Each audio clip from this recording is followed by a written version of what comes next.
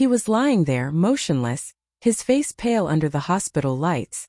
Machines surrounded him, beeping softly as if whispering the rhythm of his fragile heartbeat. I remember thinking, so this is what it means to love someone through the worst. I could barely recognize him, the man who used to hold my hand like the world made sense when he did. That night, I sat beside him, holding his cold fingers. Everyone told me to rest, to go home, but how could I? The truth was, I was terrified that if I closed my eyes, he wouldn't be here when I opened them again. And somewhere deep inside, I promised myself I wouldn't give up. Not this time. But before I tell you what happened that night, I need to take you back to where it all began. It was 3 years ago, on a rainy afternoon in Seoul. I was late for a meeting, running through the crowded streets, when I bumped into someone coming out of a cafe. My coffee spilled all over his white shirt. I froze, mortified. He just laughed, that kind of laugh that disarms you instantly. "It's okay," he said, grabbing some napkins and helping me clean up. Maybe it's fate trying to stop us both for a second. His name was Jae-hoon. He was a photographer, quiet but playful, with eyes that saw beauty in everything, even in my clumsy apology. We started talking, and I found myself smiling in a way I hadn't in years. From that day, we began seeing each other more often. At first, just friendly conversations over coffee, then late-night walks by the Han River. There was something effortless about him, something honest. He noticed things no one else did, like the way I fiddled with my ring when I was nervous, or how I never finished my tea because I liked the smell more than the taste. One evening, he showed me one of his photos. An old couple sitting on a park bench, holding hands, their faces full of peace. "That," he said softly, "is what love should look like." I didn't know it then, but that image would haunt me years later when I'd be holding his hand, praying for him to wake up. For months, we were inseparable. He made me believe in small miracles again. Morning sunlight through curtains, laughter over cheap ramen, messages that said goodnight, my heart. We weren't perfect, but we were real. And then one day everything changed. He started getting tired easily. First we joked about it. "You're getting old," I teased, and he'd smile, brushing it off. But then the coughs came, dry, persistent, haunting. I begged him to see a doctor. He promised he would, but weeks went by and he kept avoiding it. Until one evening while editing photos, he suddenly fainted. I'll never forget the sound of his body hitting the floor. The hospital lights, the smell of antiseptic, the fear. It all came rushing in at once. The doctor's words echoed in my head like a curse. "He has an autoimmune disease. It's aggressive, and we need to start treatment immediately." I didn't even understand the name of the illness. All I knew was that the man I loved was sick, and I didn't know how to fix it. For days I refused to cry. I told everyone he would be fine, that medicine was advanced, that miracles existed. But at night, when he was asleep, I'd sit by the window and let the tears fall quietly, afraid to wake him. That's when people started telling me to walk away. "You're too young," they said. "You shouldn't throw your life away for someone who might never recover." I hated them for saying that. And yet, there were moments when the thought crossed my mind. The endless hospital bills, the exhaustion, the fear of losing him. It all began to suffocate me. But then I'd look at him, pale and fragile, and remember that laugh in the rain, the warmth of his hand the first time he touched me. So I made a choice. I decided I would fight for him, even if he couldn't fight for himself. I moved into his apartment to take care of him. My life became a blur of hospital visits, medications, sleepless nights, and quiet prayers. Some mornings he was better, joking with me, taking photos of the sunlight through the window. Other days he couldn't even lift his head. Once, during a particularly bad week, I found him sitting on the floor, his back against the wall, crying silently. "I'm sorry," he whispered. "You didn't sign up for this." I knelt beside him and said, "I didn't fall in love with your health, Jae-hoon. I fell in love with you. And I'm not leaving." He looked at me with eyes full of gratitude and guilt. That was the first time I saw how much he was hurting, not just physically but inside. Months passed. Seasons changed. Our love became both heavier and deeper. Sometimes, in the middle of the night, he'd wake up gasping for air, and I'd rush to his side, holding his hand until he calmed down. The sound of his breathing was both my comfort and my terror. But there were also beautiful moments, moments that reminded me why I stayed. Like when he asked me to take him to the rooftop of the hospital. It was late, the city glowing beneath us. He held up his camera with trembling hands and said, "Even if I can't live long, I want to leave behind something beautiful." That photo of the night sky, of light breaking through clouds, would later become one of his most loved works. Yet behind every beautiful picture there was pain, and I carried that pain like a secret wound. Friends stopped visiting. Life outside the hospital faded away. Sometimes I caught my reflection in the mirror, dark circles, trembling hands, the faintest shadow of who I used to be. But I never regretted staying. Not once. There was one night I'll never forget. He was having a bad reaction to a new treatment. His fever was high and he could barely speak. I sat by his bed, whispering his name, begging him to stay with me. He looked at me and said in a voice barely audible, "If I don't make it, promise me you'll live." I shook my head furiously. "Don't say that." He smiled weakly. "You always were stubborn." And then he closed his eyes. The machines beeped faster. Nurses rushed in. I was pushed out of the room. I remember my knees giving out, the floor cold against my skin, my heart breaking into 1,000 silent screams. I don't know how long I stayed like that. Minutes, maybe hours. When the doctor finally came out, his face was unreadable. "He's stable for now," he said. "But he's very weak."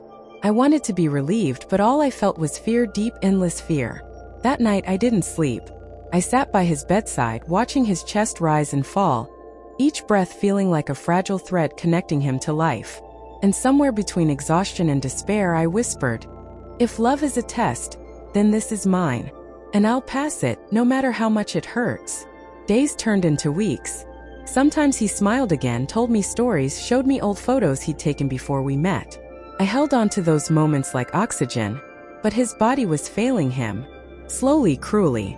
The doctors tried everything, new medications, therapies, even experimental treatments. Nothing worked for long. I could see it in their eyes when they spoke to me. They were running out of options.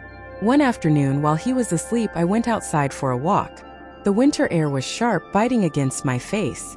I saw couples holding hands, laughing, planning futures I no longer dared to imagine. And for the first time, I wondered if I was being selfish, if holding on was only causing him more pain. When I came back, he was awake, looking at me with a gentle sadness. "You look tired," he said. I forced a smile. "I'm fine." He reached out, his hand trembling. "You don't have to pretend for me." That broke me. The tears came before I could stop them. I buried my face in his chest, and he held me as best he could, whispering, "Thank you for staying." That was Jehun, even in pain, always thinking of me. Later that night, I found his camera on the table. Inside was a photo he'd taken of me, asleep, my head resting against his arm. The caption read, "She stayed." I stared at it for a long time, realizing that no matter what happened that moment, that love would live forever. But love, I was about to learn, has a way of testing you even after you think you've given everything. Because a few days later, everything got worse. Much worse. He couldn't breathe properly anymore. Machines had to help him. His voice grew faint, his smile faded, and his eyes, once so full of life, began to close more often than they opened. The doctors warned me, "Prepare yourself." But how do you prepare for losing the person who became your world? I sat by his side for hours, whispering stories about our past, our first coffee, the night on the rooftop, the photo of the stars. I wanted my voice to be the last thing he heard if it came to that. Sometimes his hand would twitch as if trying to hold mine. And then one night it stopped moving. The monitor beeped once, then flatlined. I froze. My heart stopped. Everything inside me shattered. They pulled me out again as the doctors tried to revive him. I stood in the hallway, numb, praying, bargaining with whatever force might be listening. "Please don't take him." "Not yet." Minutes passed. Then I heard the sound of life returning, the steady rhythm of a heartbeat. He was back. When they let me in, he was unconscious but alive. The doctor said, "He's in a coma. We don't know if he'll wake up." That night was the longest of my life. I held his hand, tracing every line on his skin, whispering his name like a prayer. The room was silent except for the machines breathing for him. And as the first light of morning crept through the blinds, I made him another promise. "I'll stay. For as long as it takes." Days turned into weeks again, and still he didn't wake up. I started counting time not by the clock, but by the rhythm of the machines, the steady hum that filled the room like an endless prayer. Every morning, I brought fresh flowers and placed them on the table beside his bed. He used to say that the scent of lilies reminded him of peace. Now I hoped it would remind him of home. I talked to him constantly, even though he couldn't answer. I told him everything about the rain outside, about the new nurse who reminded me of his sister, about the sunrise I saw through the hospital window that looked exactly like the one from his favorite photo. I read his favorite books out loud, played his favorite songs softly in the background and whispered, "You're still here, Jihun. I can feel it." People started losing faith. Doctors said that if he didn't wake up soon, he might never wake up at all. His parents, exhausted and broken, asked me if maybe it was time to let him go. But I couldn't.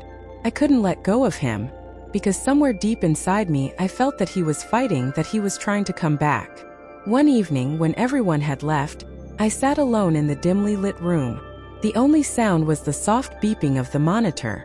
I looked at him and whispered, "Do you remember the night on the rooftop? You said that even in darkness, light always finds a way. So please find your way back to me." And for the first time in weeks, I saw his fingers move. It was just a twitch, so small that I thought I imagined it. But then it happened again. My heart stopped. I ran to get the nurse, tears streaming down my face. He moved. He moved his hand. The nurse smiled sadly at first, as if trying to protect me from false hope. But then she saw it too. His eyelids fluttering slightly, like someone fighting to wake up from a long, deep dream. Hours passed, maybe days. I barely slept. Every time his hand twitched, I whispered, "That's it, Jihun. Come back to me." Then one morning I felt it, a faint squeeze around my fingers. I froze. I looked up and his eyes were open. For a moment, I thought I was still dreaming. His gaze was hazy, lost. But then his lips parted and he whispered, "You stayed." I broke down completely. I leaned over him, crying, laughing, shaking all at once. "Of course I did," I said. "I told you I would."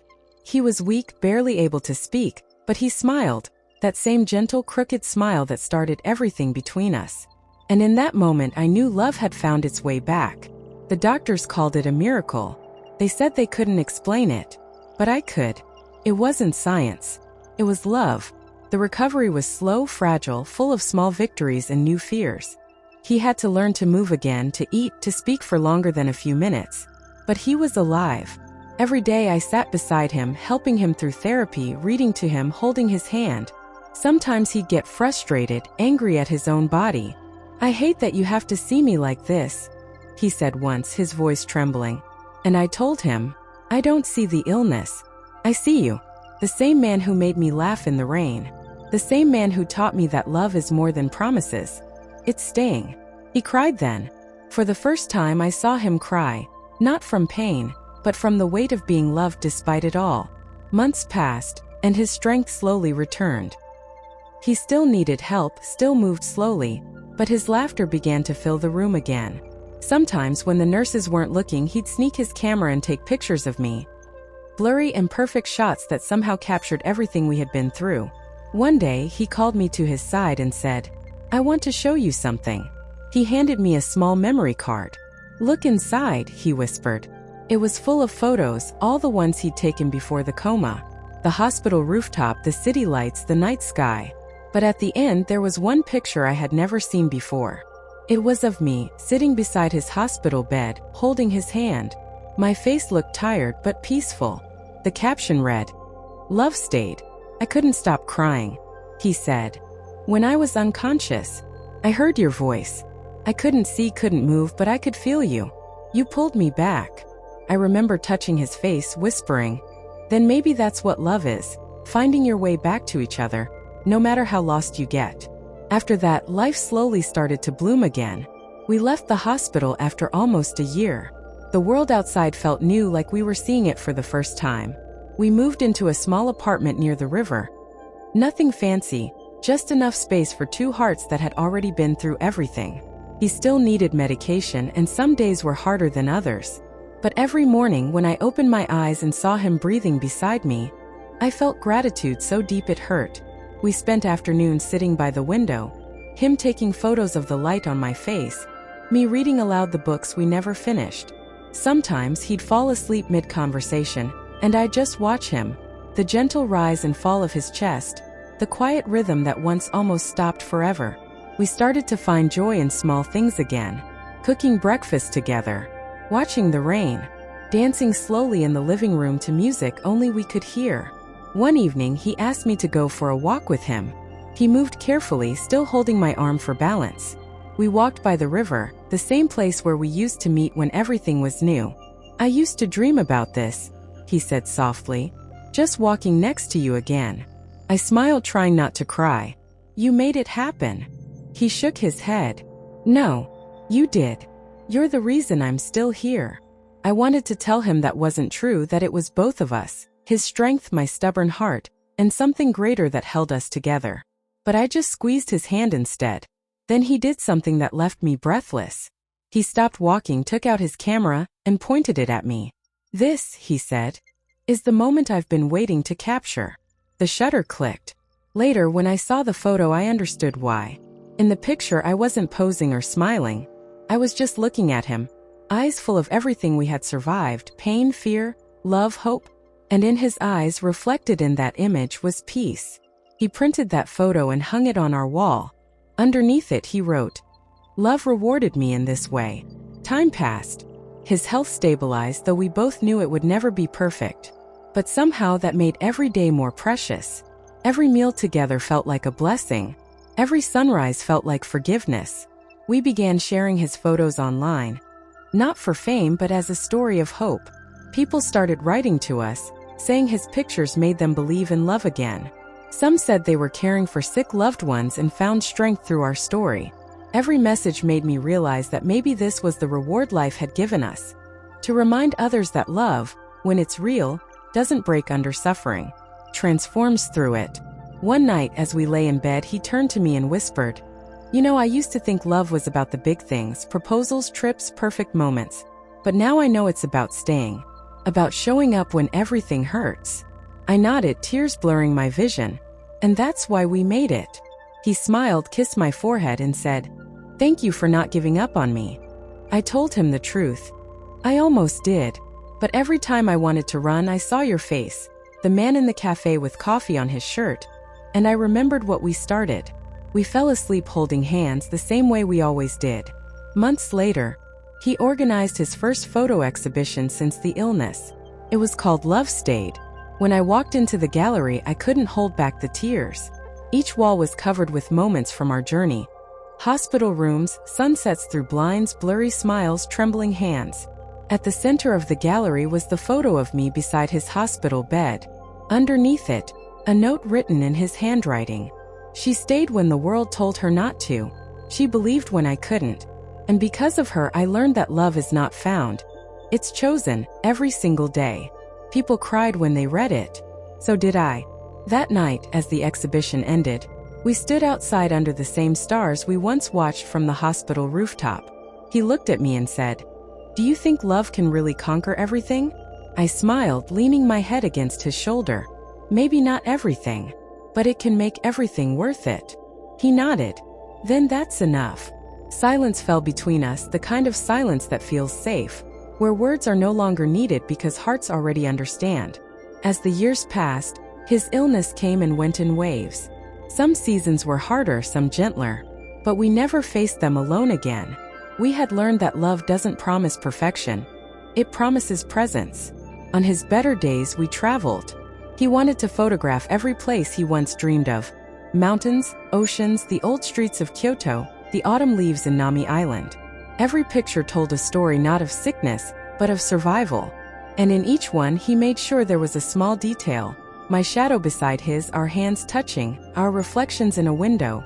Proof that we were still walking through life together. Years later, when people asked how we made it through, I always said the same thing. We didn't fight the illness. We learned to live alongside it. Because love didn't cure him, but it healed us. Even now, when I think of those endless nights in the hospital, the fear, the exhaustion, the hopelessness, I don't see pain anymore. I see the way he looked at me when he woke up. I see the smile that came after months of silence. I see the reward that love gave me. Not in grand gestures, but in every breath we still get to share. Sometimes when he's sleeping I still whisper, "You stayed." And in his dreams I hope he hears me say, "And I never stopped." Because that's the truth. Love didn't just survive, it became us. And now, years later, as I sit by the same window where I once prayed for a miracle, I watch him photographing the morning light. His hands still tremble sometimes, but his eyes are full of peace. I think back to that promise, the one I made when I told myself I wouldn't give up. And I realize love truly rewarded me. Not with perfection, but with presence. With moments. With him still here, breathing beside me. Maybe that's what love is. Not about winning the fight, but about never leaving the battlefield.